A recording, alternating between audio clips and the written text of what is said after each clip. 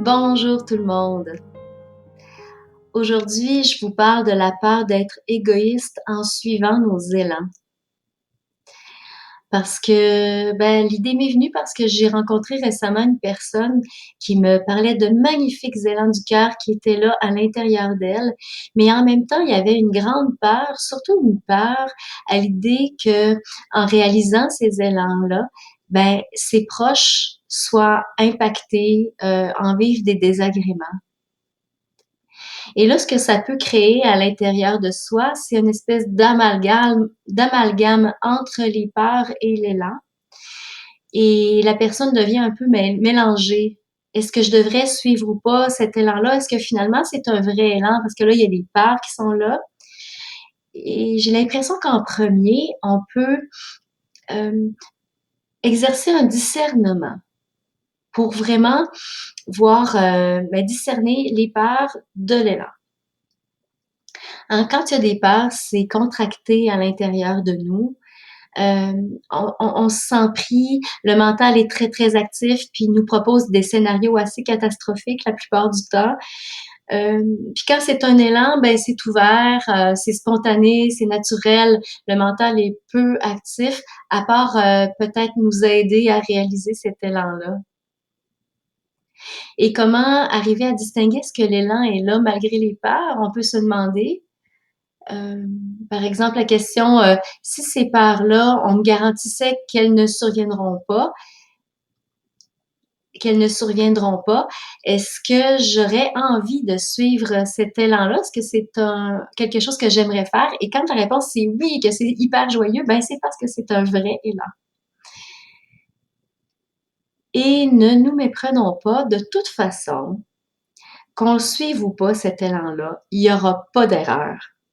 Il n'y aura pas d'erreur parce que tout ça, ce cheminement-là fait partie de notre chemin de vie, de notre chemin d'évolution et aussi de celui de nos proches.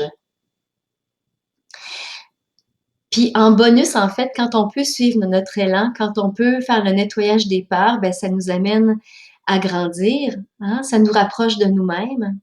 Donc l'invitation, c'est bien sûr d'aller nettoyer les peurs pour pouvoir éventuellement suivre de plus en plus nos élans. Et là, que nos proches en soient impactés. Mais voyez-vous, il n'y aura toujours pas d'erreur parce que nous sommes un.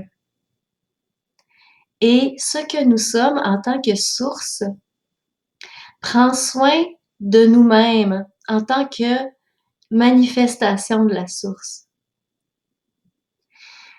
Et donc, à travers nous, la source est venue expérimenter cet élan. Et à travers nos proches, la source expérimente ce que c'est que d'avoir un proche qui suit cet élan à ce moment-ci. Et tout ça fait partie de notre chemin de vie et nous amène à grandir en conscience, à cheminer. Et même quand il y aura des désagréments pour nous ou pour nos proches d'ailleurs, on peut distinguer aussi désagrément de ça aurait pas dû arriver. Vous voyez, c'est pas ça, c'est quelque chose qui est désagréable. Si on n'en fait pas une histoire, ce n'est que désagréable et ça passe.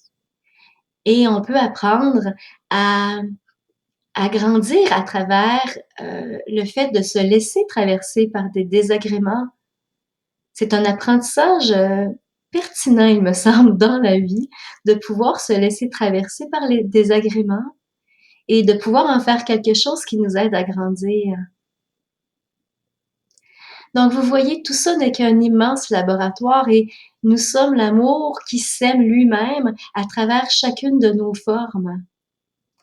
En, en mettant sur notre chemin des occasions d'apprentissage, en nous plaçant dans des magnifiques écoles dont nous sommes à la fois les élèves et à la fois les professeurs.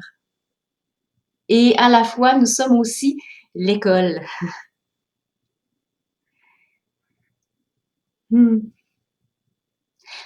Alors voilà comment tout est parfait. Tout est parfait tout le temps. Et c'est ça qui se partageait aujourd'hui.